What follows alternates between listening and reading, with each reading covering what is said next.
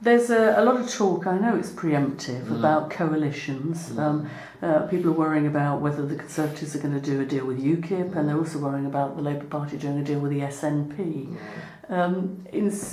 In spite of protestations, people are not convinced about this, and they're also not convinced that it won't be in their worst interests. So what's your position on Labour and the SNP?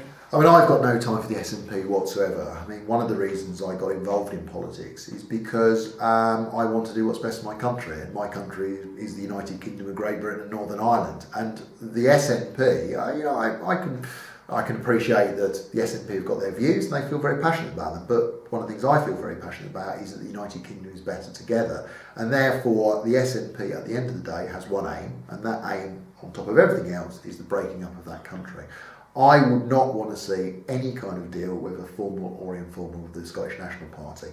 Ed Miliband has been very clear on this. I mean, he has said there will be no coalition deal with them, and he has gone further than that and said there will be no confidence and supply agreement with them, so there'll be no agreement either formal or informal. I mean, what will happen, what we're aiming for is a majority Labour government. If that doesn't happen and we have a minority Labour government, then we would rule as a minority, and then we would set forward a programme of policies, a Queen's speech, and then it would be up to the Scottish National Party to decide whether they wanted to vote that down or not. I suspect they won't, because at the end of the day, a number of the policies we'll put forward will be things that the SNP probably want.